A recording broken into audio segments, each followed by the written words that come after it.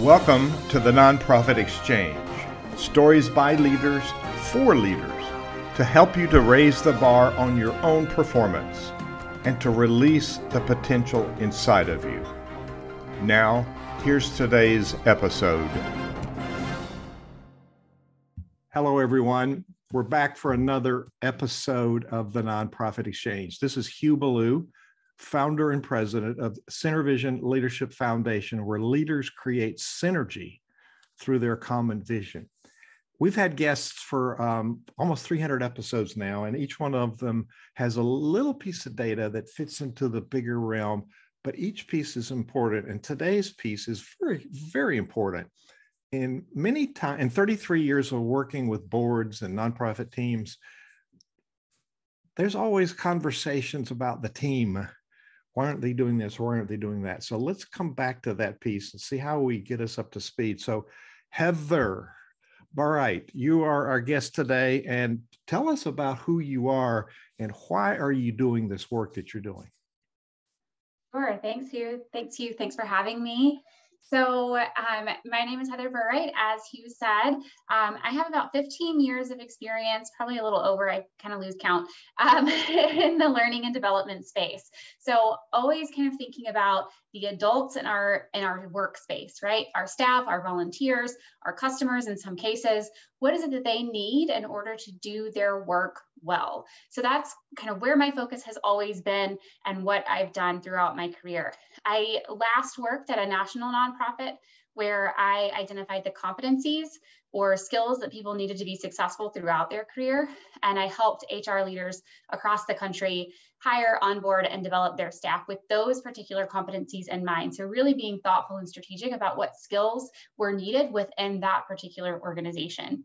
I also created formal and informal staff development opportunities, including virtual training, which I talk a lot about, and I'm sure we'll hear a lot about today as well. I like to say I was doing virtual training before Zoom was cool, right? We all use Zoom now, and Hugh was just talking about how great it has been over the past 2 years to be able to jump on Zoom and talk to people in different time zones and connect with people. But that wasn't always the case, right? We didn't always use Zoom quite as much as we do today. I started my own consulting business focused primarily on learning and development and specializing in the virtual classroom a couple of years ago. And I think it's really important. And one of the reasons that I do this work is because so many organizations are being faced with new challenges right now because staff abruptly went remote in 2020 in most cases. Maybe they're still remote, maybe they're in a hybrid situation. But the workforce looks different and the things that people need are different. And it makes it even more difficult to get good training in the hands of your people, but it's still just as important as it's ever been because good staff training, investing in your staff, volunteers, investing in your people, it affects performance. It affects staff satisfaction. It affects retention. We talk about the Great Resignation. It affects retention and really your organization's ability to innovate and continue to meet customer needs, whatever you call your customer in your kind of nonprofit or church space. So I love this work. I've been doing it for a while, and I'm excited to share a little bit more today about virtual training and developing our staff. Well, thank you. We have some myths that we tell ourselves.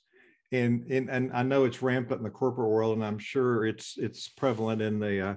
I like to call us. We're in the business. We're in the business of church or nonprofit. It's a for-purpose, tax-exempt business, and it really is harder than a for-profit business. And we got a lot more rules, and it's more important work in many aspects because we're impacting human lives. But let's go back. We've learned some things wrong. We've inherited systems that weren't functioning. We were really wasteful. And so we hit the skids early 2020 and things changed. We don't go out normally. We don't meet normally. So the curse of Zoom is a blessing of Zoom. So, it was novel. Hey, we're going to Zoom. Hey, that's fun. Well, it's commonplace. I think your job is to help it not be commonplace. We took a lot of things for granted and we had myths. Let's address some of the misconceptions. Our teams are virtual and many times they're in different time zones and many continents, but we're doing the synergy of work. So that one of the myths that I hear from corporate America, and I'm sure it's trickled into the nonprofit world, is, well, if people are working virtually, we can't control what they do. Well, the Gallup polls for years have said 70% of the workforce is either disengaged or actively disengaged before the pandemic. So you weren't monitoring what they were doing anyway. So how do we focus on productivity rather than hours, the time clock punched? Yeah, that's a great question. And honestly, a lot of it is a mindset shift. They've actually done some studies, and I can get you the data afterwards, Hugh, because I have it somewhere saved on my computer. But they've actually done some studies, and people who work remotely tend to be more productive than people in the office. I think the studies say that they tend to take more breaks, but when they're actively working, there are fewer like mouse clicks away from what they're working on. And so they tend to be more productive, getting more done within that same amount of time. There's also fewer interruptions. If you think about being in an office space, you never know who's going to walk by your door or your cubicle and stop by and interrupt. You never know how long it's going to take you to get from one meeting to another meeting if you're moving from conference room to conference room. So there's actually fewer interruptions at home as well. So I think it's mostly mindset and how we think about the remote workforce or even the hybrid workforce moving forward. So really, some of the same principles apply. What are the outcomes we want, and how do we drive for that outcome? We tend to get bogged down in activity and not results, don't we? Yeah, absolutely. But I think sometimes that's because we haven't fully defined what the outcome is. And if we are looking at outcomes versus activity, then we can see that people can still be productive in a remote environment. So part of training is helping people learn to focus. So that our company name is Synervision. It's the synergy of a common vision. We're going here. And so as in music, we have a piece of music. Everybody plays from that, but the conductor helps us stay together. So that's my analogy for the workplace. How do we function together? But we sometimes don't have that roadmap like the sheet of music. Now, what are some of the misconceptions about that area? Yeah, I hear a lot of times, because I focus in on the staff development piece, I hear a lot of times things like, well, we need training. We need training for that. And I always, in a very polite, tactful way, question why we need training. Why is it that training is the solution? Sometimes training is the right answer, but sometimes, as you're alluding to, there's not a clear strategy in place, or there is a clear strategy, but it's not been clearly communicated. And so trying to really kind of unravel some of that, peel back the layers of some of that to see what is the real need. Is it a training issue? Is it a communication issue? Is it a strategy issue? And then you can start to put the right solution in place. So things have changed. So what have we learned in the change? And the shift to virtual?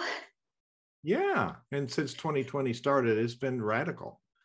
Yeah, it has been, right? I mean, I think we all just need a minute, maybe not a full minute, but a minute to just think about everything that we've been through in the past 2 years, everything that our staff and our volunteers have been through in the past 2 years. It's a lot. It's a lot for anybody to take in.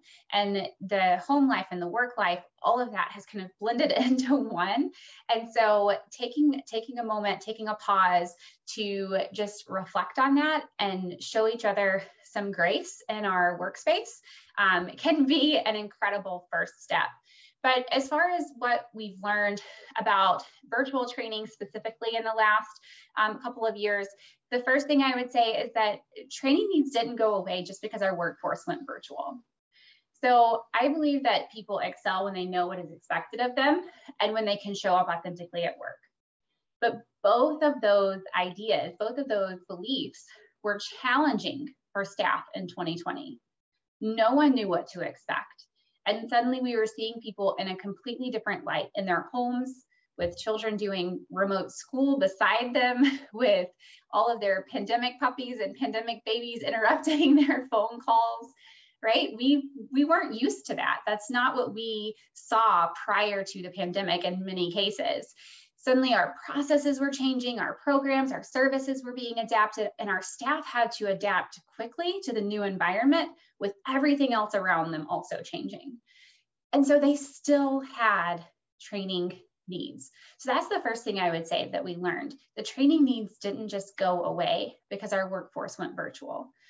The second thing I would say that we learned is that it's not a one-for-one conversion. So a lot of organizations had staff training that existed in an in-person way prior to the pandemic.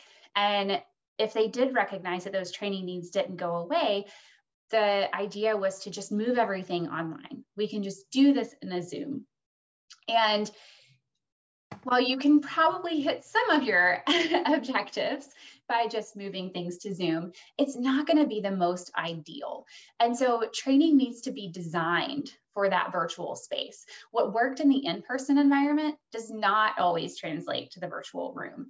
And one of the examples that I often give, if you are a really strong facilitator, you are likely really good at asking open-ended questions. And Hugh, you do this all the time in these interviews. You ask these big open-ended questions and then people just talk, probably to the point that you're like, please stop talking, right? I need a minute.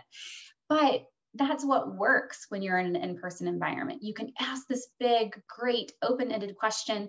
You can be silent. You can look around the room. You can wait. And it's not awkward.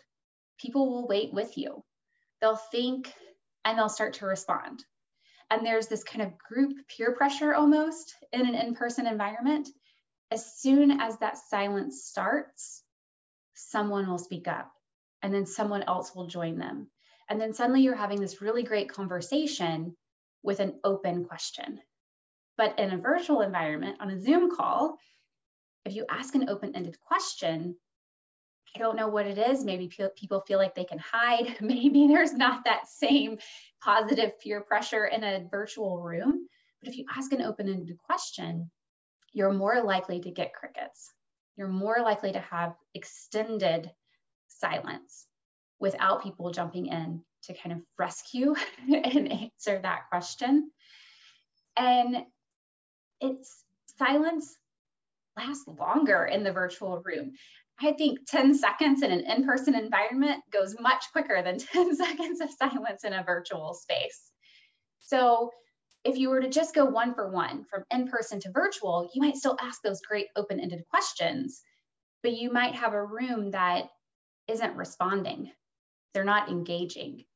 So a simple change is to ask a closed question first. So tell me, has anybody attended a conference in the last 2 years? People feel more confident in answering that yes or no question. They can speak up, they can use the chat box, you could use a polling feature. And then you know who in the room has attended a conference and who hasn't, and you can ask your open-ended question, what made that conference so special? What made you decide that one was worth going to? You know that you have 7 people in the room who answered yes. They've been to a conference. There was something, some draw to that conference. Now they feel a little more excited, inclined to engage and answer that question. So that's just one example of moving from in-person to virtual and how it's not necessarily a one-for-one. And I think that was a big learning within the last 2 years. And the last one that I'll say is related. Facilitators need to be prepared to train virtually. So that open-ended question example is one example. But just like the courses themselves, the training itself is different in a virtual room, so is facilitation. It requires different skills, different confidence, and comfort with the technology. And if those things don't exist, it's not going to be a seamless experience. That's a lot of good stuff. Wow. So we made the shift, but let's talk about best practices and worst practices. What you just talked about, we teach in Center Vision that leadership is the foundation of leadership is relationship. And in 33 years of working with live organizations, it's never failed to come up, communications never failed to come up as the number one issue. And so I forget the person that said the biggest illusion about communication is that it actually happened. So what you addressed is engagement. and you use facilitator rather than trainer, which is priceless. We're facilitating a conversation about learning. So all too often, I have been on the other end of somebody lecturing or having endless PowerPoint slides with too many words that they're reading. So why don't you just send the PowerPoint? Why do you need to be here? So there's no engagement, there's no conversation. So I think the paradigm you set up is just where we need to be. We facilitate active learning. So what you started here was, what are some ways that we facilitate that relationship, that interactivity? And you just open up, let's ask a closing question, then an open-ended question. And I like to say, well, I'd like to hear from George and then Sally. So somebody I know can respond to it, and somebody might need a minute to think. And so kind of get the ball rolling. What are some other, using slides is a double-edged curse and a blessing. What are some other best practices or worst practices that we need to know?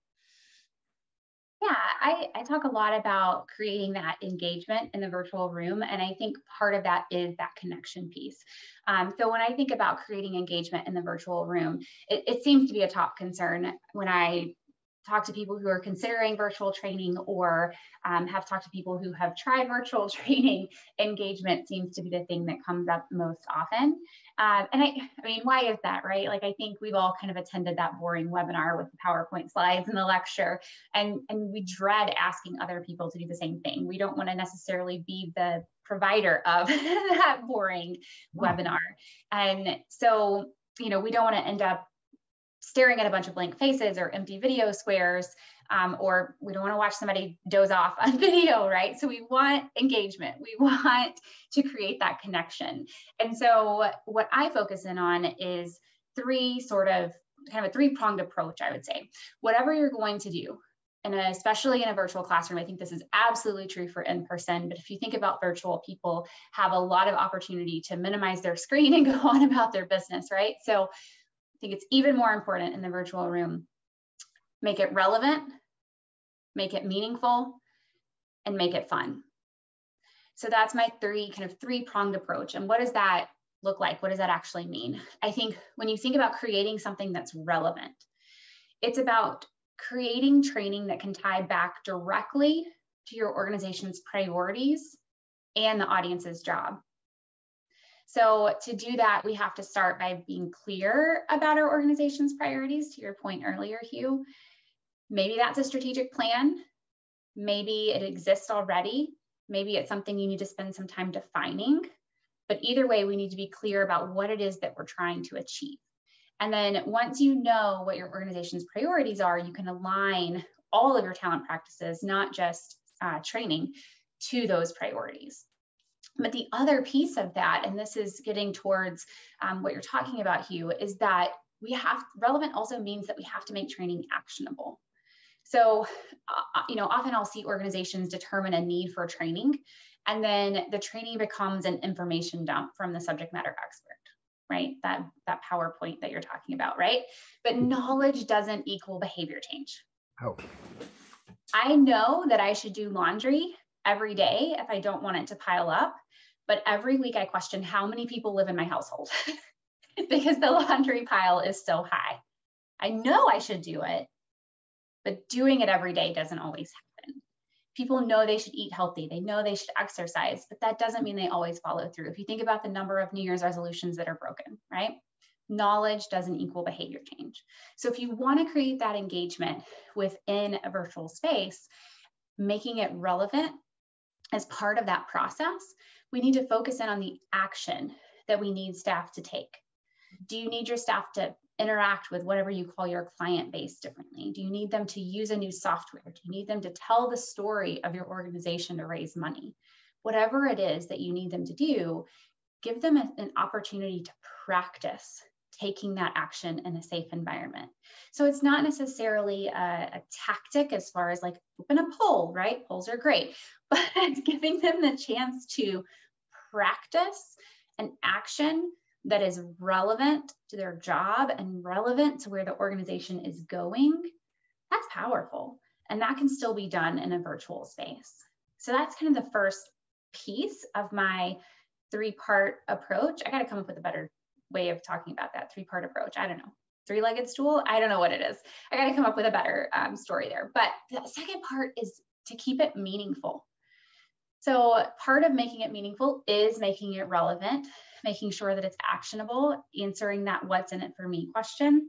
But part of it is meeting those deeper human needs, like the need for connection and the need for reflection and the need for exploration. So we can invite staff into the conversation instead of just having the expert in front of the room with the PowerPoint slide, talking, sharing. We can invite staff or volunteers, those who are participating in the training, into the conversation and allow them to share what their past experiences have been or their expertise has been, and allow them to learn from each other in a meaningful way. And so, to the point earlier where an open question doesn't work when it's asked first most of the time, you can use the tactics, the features of the room to allow for that conversation to happen. So whether you're asking yes or no questions, whether you're asking people to start in the chat box and then move into a verbal conversation, whether you're using, polls or handouts or shared, I love collaboration, hands-on collaboration within a virtual space. So using like a shared slide deck or something where people can be in it real time, working together, moving people in and out of breakout groups so that they have kind of the comfort of the smaller group setting. That's where you start to get really good conversation and people are able to share and learn from each other.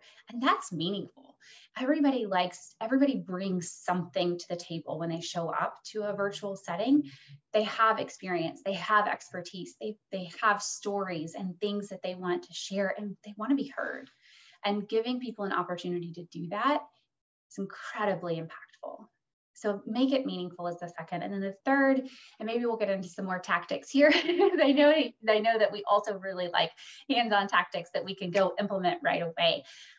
Everyone has a different meaning of the word fun, so I always hesitate to even use it. Know your audience. For some, solving a problem is fun. For others, collaborating is fun. For others, working in a more casual environment is fun, or games are fun. So know your audience and what they think of as fun. But no matter the definition, one thing we can always do is keep the training engaging and interactive. And this goes for our virtual meetings as well. There are a lot of boring virtual meetings that could have been an email, right? So this applies for virtual meetings as well as virtual training. But think about the features that you have available to you. Think about that chat box. Think about using whiteboards or breakout groups or polls. Use outside tools. Like the virtual collaboration space that I mentioned, like going to a Google slide and hands-on together, or using a tool like Mural or Miro, where it's basically a virtual whiteboard with sticky notes that you can move around and draw and do all of the things that you would do with a whiteboard in a room. Think about tools like Kahoot as a way of kind of gamifying the space. Techniques like storytelling, analogies, improv. I love to do improv in a virtual space, which you probably wouldn't necessarily jump to for a virtual space, but it's great. If you have a question that you need answered, or you want people to brainstorm a different way of doing things, do a yes and activity and allow them to just build on each other's ideas. You're going to get a lot more interaction from that than just a simple open-ended question. And then just get people hands-on whenever possible. When people are engaged, they're going to have more fun. The more they engage, the more they will engage. So the more we can, intentionally bring them in to the environment, to the conversation, the more they'll continue to engage with us. Relevant, meaningful, fun. Yeah, you got it. Those are the three. Lots of stuff underneath that. And a lot of bad practices where people talk at the audience and not do what you say. Let's engage people. And I think I always like to start with my learning objectives. This is what we're going to walk away having learned. And then I always come back to it. It's an accountability piece for me. Did we do this? And so I'm setting the bar. And if I have not heard from somebody, what's your trick for getting people to turn their cameras on when they don't want them on? Yeah, I have mixed feelings about it, to be honest. There are times when people are not able to turn their cameras on. I think, I I'm guilty of this also, but we tend to think about people being in the same space that we're in. So right now I am home. There's no one here to interrupt me. I have a private space. Maybe you would hear my puppy crying if he hears me talking, but there's not a lot to interrupt us. But that's not everyone's home environment. And so I think we need to prompt people and ask people to share video if they're able, but I think we also have to show them some grace if they're not able, because that's just not going to be the case every single time for every single person. What I have done is to kind of encourage that video sharing is if I'm using a PowerPoint, I'll say, turn off your camera, take your break when the PowerPoint is up, because we don't need to be seeing each other's faces for this piece. We're going to look at the slide, we're going to look at the image, we're going to look at the graph, whatever it is. But when we come back and we're engaged in conversation, whether in a large group or going into breakout groups, if at all possible, turn on your camera so that people can see and engage with you that way, because it is an important element. It's just not always possible for people. Yeah, I know. I'm thinking about multitasking and people are really not engaged. And so if they're being paid to be there, it's important to set a bar. So I'm with you on the grace piece, because there's extenuating circumstances, and we're dealing in we're in uncharted territories about personal stress and anxieties and a lot of things. So I think probably better to err on the side of grace than other, but it's a constant challenge, because we want people, if we have something important, it's important that people grasp it and use it. So in planning for a college class I'm teaching, I gave people reading assignments. And then the last course I said, okay, here's your reading assignment. I want you to extract 3 things that you want to highlight that are important.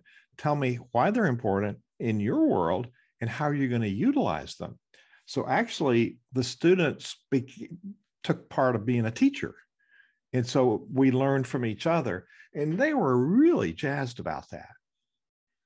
And so I'm listening to you for myself as well as interviewing questions. So there's more than one way to do this. And I think the worst thing we can do is model it after we saw something somebody else do and repeat the same mistake. So how do we measure success? How do you know you've been successful when you've done a training? Yeah. There's actually a big debate on this in the learning and development space too, because it can be hard to measure, but we want to make sure that if we're putting our time, if we're investing money, resources, people into it, that it's effective.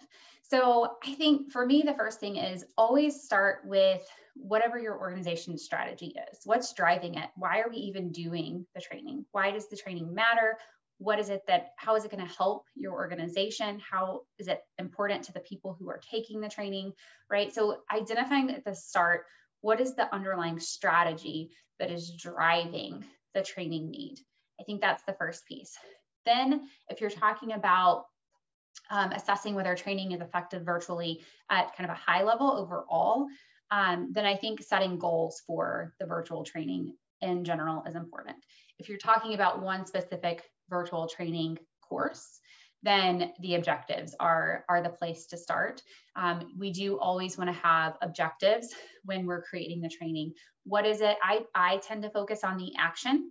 Again, making sure that it's relevant, meaningful, and fun. The action tends to be where I start. There may be a lot of things that people need to know at the end of the day to perform that action, but I want to start with the action, because that's where you're going to see the most behavior change and the most impact in the organization. So most of my objectives are formulated around whatever action we need people to take after the training is over. That will help set us up for the evaluation. And I think it's incredibly important to do evaluation on training as well. Then you do have some data to look back on and say, yes, this worked. No, this didn't work, or it kind of worked, but we want to continue to adapt and learn from it and make it better every single time, right?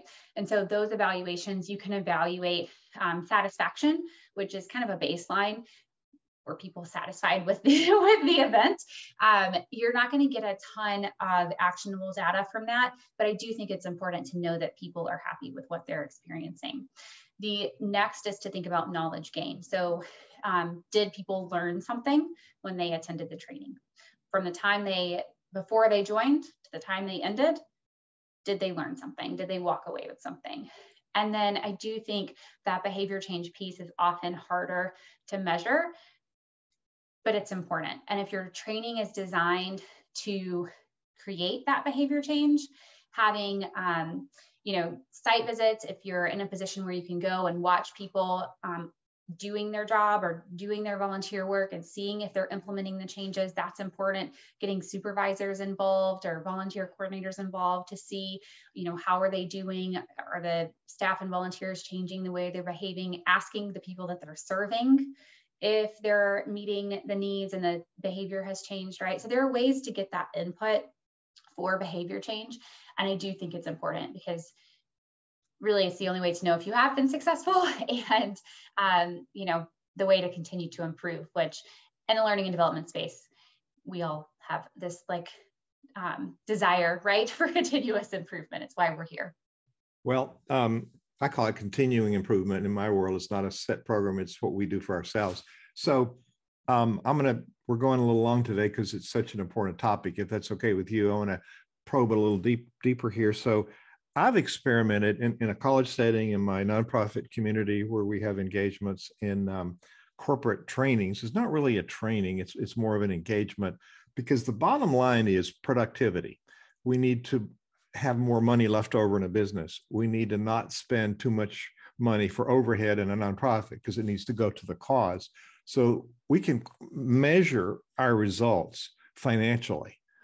We tend to not do that in the nonprofit space, which is a shame. We need to be more productive and more accurate with it and incorporate some of the better practices. But have you ever done a part A, part B? For instance, one of the leadership programs I do with a company is take all the top leaders and do a coaching, teach them how to coach because they don't know how to coach. They're telling people what to do and they complain about people continuing to come to the door asking what to do. And they're setting up a vicious cycle, which interferes with their productivity and those people they're coaching.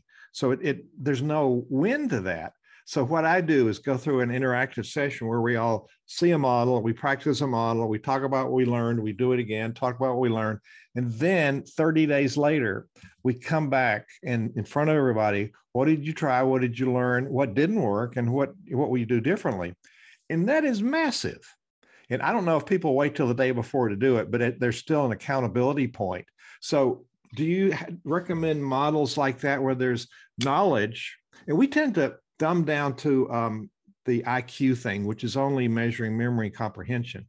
And structure of intellect, Joy Guilford's research is there's multifacets of intellect, problem solving, creative thinking, and et cetera. So thinking about the multifaceted, how do we take the knowledge and then apply it? Is there a part A, part B you've tried, and how does that work? Yeah, I've definitely taken that approach. If the kind of structure and resources allow for it, sometimes there are parameters within an organization where that wouldn't really work. But if it does allow for it, I think it's a great approach, especially if during that time in between part A and part B, you know that they're going to have an opportunity to implement, because if they aren't going to have an opportunity, they're not necessarily going to do it. They're not going to learn as much from it. It's not going to be as effective. So if you know they're going to have an opportunity to implement between part A and part B, great approach. If you can provide any kind of technical assistance or coaching between part A and part B, that's also a really effective thing you can do during that time period. And then come back to part B, share what they learned, get that feedback from each other, from the facilitator, that kind of thing. It's a great approach to use, definitely. I think facilitating the interactive piece that people can continue the conversation, to me, would be one of the success factors, that they're talking about it at work and they're learning. I hate when we get in mandatory trainings and people roll in their eyes because they know better. That's why you're at the bottom of the organizational chart, because you know better than anybody else. So Heather has a website, and when people go to, if you're watching on video, you can see it. If you're not, if you're listening to this on the podcast, then it's called skillmasterspluralmarket.com, skillmastersmarket.com. Heather, when they go there, what will they find? Yeah, so this is the homepage of my website if you're looking at the video option. There are a couple of things about how we can get connected. If you'd like to get connected, some different services that I offer are listed there. You can learn a little bit more about me, maybe more than the 1 minute snippet that I did at the beginning. I also have a blog where I share some, kind of relevant information related to staff development and virtual training. And so take a look around. There are lots of resources there. I'm also sharing almost daily on LinkedIn. So that's another great place. If you're just looking for resources and to get connected, that's another great place to go. I'm sharing things on a regular basis and engage with those who are, commenting and participating as well. That's, people can learn a whole lot, but they can learn about you and the value that you bring, which this is a key piece. It's so important. Thank you for doing this work. And it's important no matter where you're a leader and you know what? Continually, I'm 75.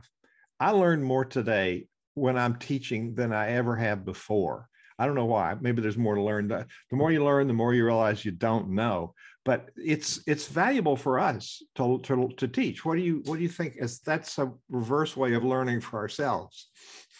It is. It's actually one of the higher levels of learning, to be able to take a concept, kind of synthesize your way through it, and then repurpose it, what's the right word? I can't think of the word I'm going for there, but to then be able to take that and teach someone else, that's one of the highest levels of learning. And it's actually a technique that I've used within virtual training as well, where someone's having to take a concept, learn it, and then teach it to other people.